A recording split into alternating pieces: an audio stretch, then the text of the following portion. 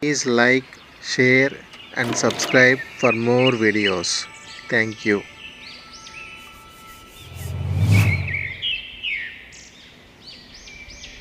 We now move on to one of the oldest checkmate patterns that was ever published, the Damiano checkmate. And apparently this first was published in 1512. So maybe some people at chess.com can still remember this puzzle.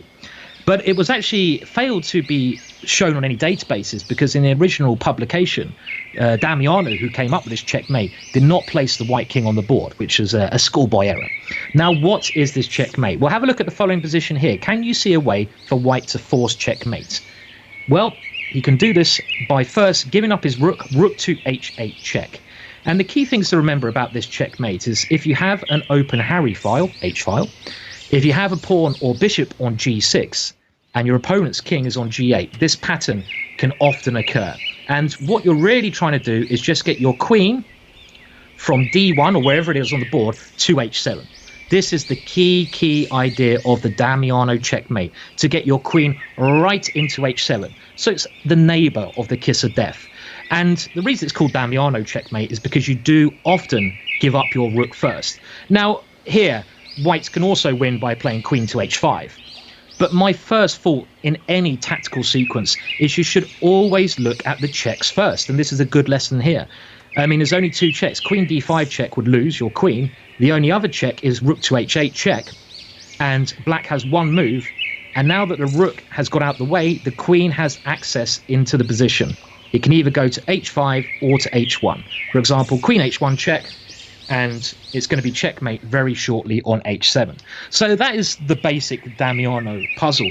But there are a number of cases when this has occurred in games. I'm now going to show you an actual loss which I had when my opponent did the Damiano on me.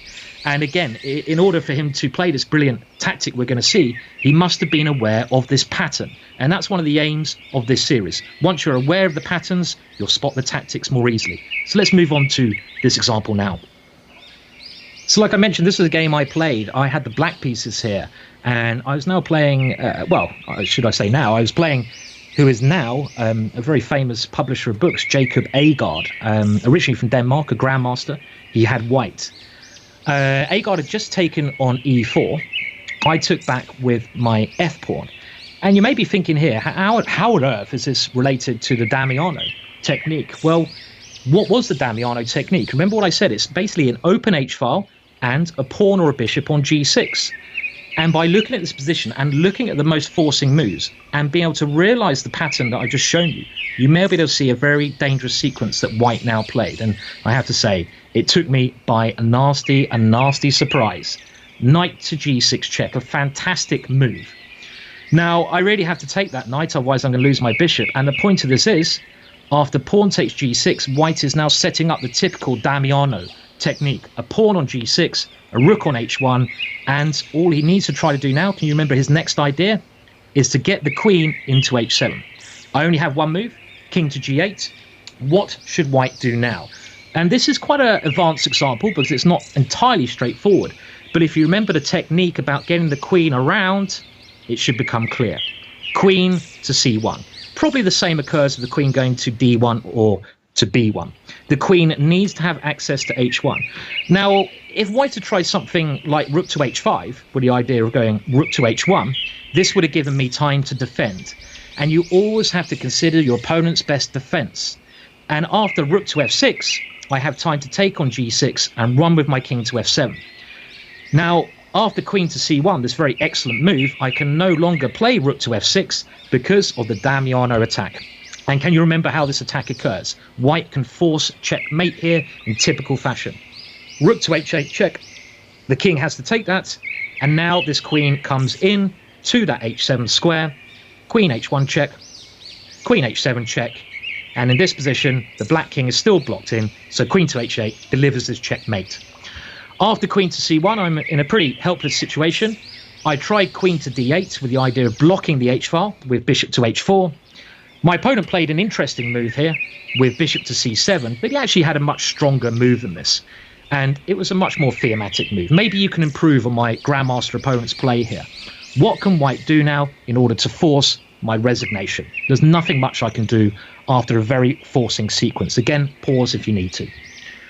Well, bishop to c7 was okay, but there's no reason to stop the Damiano technique here. Rook to h8 actually works anyway. The point being, king takes, queen to h1 check. Now my king cannot move because the queen flies into h7. I have to play bishop to h4, and it looks like black might be okay here because the queen is defending the bishop. But after the move g5, well, it's clear to see that black is losing. There's not really any sufficient way to stop the white queen coming into h4, into h7, delivering mate. And desperate tries like queen takes g5 will leave black with a serious material deficiency. So this would have been the simplest way to win. And again, this whole technique is about getting the queen into opponent's position. Now, one more example coming up of this pattern, a slightly different version of it from a very recent match. So let's move over there now. The last example I want to use in the Damiano pattern, just to demonstrate these patterns are not fantasy. They don't just happen on very rare occasions.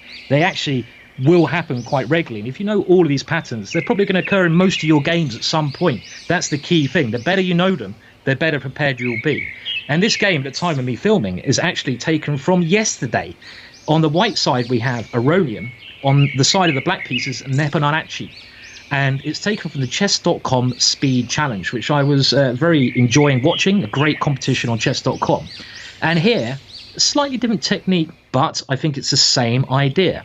In this position, Aronian, now with the white pieces in a very complex position, played knight to e7 check. And amazing that these guys can see such tactics so quickly. It really mind-combobulates me. I love that word. I had to get it in, combobulation. Love combobulation. And the point of this tactic is to release the bishop. And after knight takes e7, Aronian now played bishop takes e6 check. Now, actually black resigned here. If he plays rook to f7, white is going to win too much material. He'll be a rook up, he'll win the game. And the whole point of black's resignation is that if he goes king to h8, can you see this slightly different version of the checkmate we're researching here? Remember, it's about the queen coming into h7 normally, but this has the same technique, the same pattern. And what I'm showing you here is that when you know the basic checkmates, you'll be able to slightly change them. Hopefully, you'll be able to notice these aspects, the key aspects of them, and hopefully you'll be able to use them in your own games. That's the idea anyway. Doesn't always work for me, but hey-ho, it worked for Aronian here. The point of this is we need to open up the h-file. We need to get our queen to h1.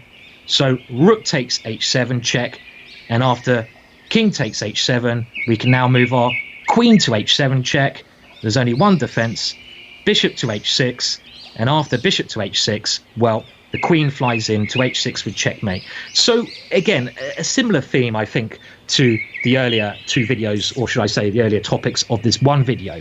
And again, I really like this checkmate. It's getting very pretty, and we've still got 10 more to go. So I hope you stay tuned for the rest of these pattern checkmates. And I enjoyed this one a lot. So let's move on. Well, hopefully you'll move on with me to another video soon. Bye for now.